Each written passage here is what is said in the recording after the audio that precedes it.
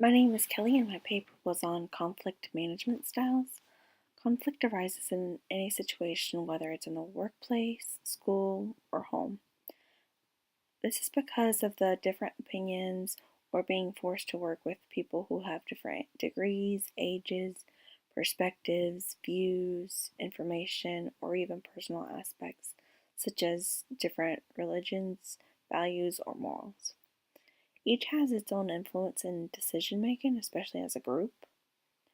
The Thomas Kilmann model illustrates some of the methods to responding to conflict, which can include competing, accommodating, avoiding, compromising, and collaborating. And depending on the group leader's personality style, as well as that particular situation, may influence which method is the method that they are going to use to solve the problem. Conflict is not always a negative thing that must be avoided. It can sometimes help the group communicate, brainstorm, and solve problems in ways they otherwise would not have thought about on their own. In an example, I had members from different departments of the company working together, in which the engineer comes up with a good idea. The IT person adds ideas to make it function more productively, and someone in accounting brainstorms ways to lower the cost of production. Factors that may cause workplace conflict. One of the quotes that I included are: roles must be filled as needed, and people should work together simultaneously change, without constantly changing the rate of participation suddenly. Otherwise, the employees will become frustrated with the ambiguity and experience conflict. This is because even if groups do not distribute roles officially, they may fall into a role automatically based on their own expertise, and because it allows them to have a set job, guidelines, and responsibilities to follow. The size of the group is important to consider when forming groups, because although 2 to 7 group members normally works well, it has been proven that the optimum number of group members is 5. This is because group members with less than 5 members, I'm sorry, I meant groups with less than 5 members may not have enough skills and information to contribute, and groups with more than 5 members may struggle to discuss ideas and make decisions as a group. It may be a little more time consuming. In order to promote creativity and collaboration, each member must be open to different ideas and respect them. As stated by Newman in the text, healthy conflict is about issues, not personalities.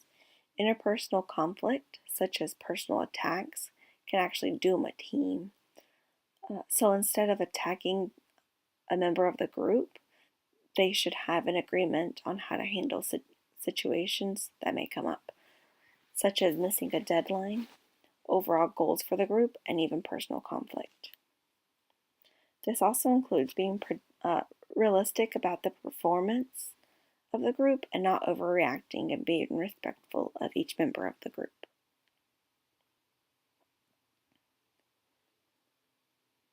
Constructive feedback includes both negative and positive feedback. This is important because it promotes growth. When members of that group know they are not going to be criticized for brainstorming ideas that may or may not work, they will be more willing to share them and will be more open to suggestions for improvement. Just as the quote that I just mentioned suggested constant changes may hinder the growth of the productivity of the group, it's because it's constant changes in expectations, roles, and guidelines. Sometimes the problems an individual may have outside of the work environment may impact their performance with the group. So it's important to watch out for this because it may cause a toxic environment for the group.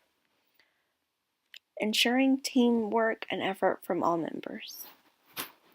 Before bringing up an issue, make sure it's worth discussing and that it cannot be solved with a simple solution so that time is not wasted, and ensuring your understanding of that matter and the reasoning behind the idea. Working together is important, but also having your own ideas is, because conformity causes the workflow of new ideas to decrease. Working together to figure out what could go wrong as well as what could go right. And once you find those potential solutions, it's important to reflect on those solutions for future projects. That way, maybe one solution that could be used on something else, and that time could be spent on finding other ways to help that project move along more smoothly. Ways to manage and resolve conflict. As I discussed earlier, members of groups tend to organize themselves early on. One of the roles filled is the leader, whether it's an official leader of the group or an understood leader. This individual is helpful for keeping the group on task and on schedule, as well as bringing up problems and initiating the conversation for solutions for that problem. There are the 5 general methods of conflict resolution and their corresponding leadership styles. There is a strong correlation between the personality of the leader and the method they decide to approach the problem. The first one is the competing method.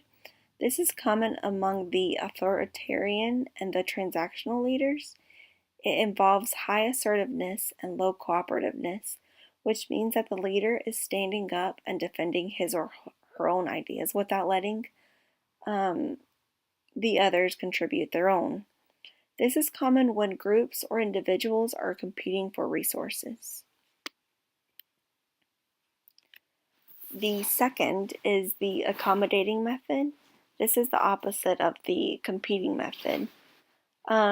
The leader is giving in to the other people in the group's views and ideas. This is common when keeping peace in the group is more important than what the leader wants, and they want to maintain a good relationship, possibly for the next time that they get to work together. This is also common whenever the problem to be solved is very minor. The servant leader is actually one of the most commonly seen using this method. The third method is the collaborating method. This is when each member of the group brings his or her own idea, and they discuss it as a group, and the final solution typically incorporates all of those ideas. This can take a lot of time and effort, but it promotes high trust between each of the group members. The transformational leader is most commonly seen to use this method because the transformational leader is focused on attempting to align the individual's values with the group's values. The fourth method is the compromising method. This is a mix of the leader being assertive and cooperative. They actually allowed the rest of the group to have input in the decisions. But each member normally gives up something while still agreeing to the final decision. The fifth method is the avoiding method. This is the least effective, but it is commonly used when the leader believes that the problem can be solved without any attention. Sometimes this is true, and other times the problem still lingers, but because it has been set to the side, other underlying issues may come about, and this actually causes the problem to be bigger than it initially was. So, in conclusion, as long as the conflict is intellectual rather than personal, it can be controlled and viewed as an opportunity for growth and improvement. Thank you.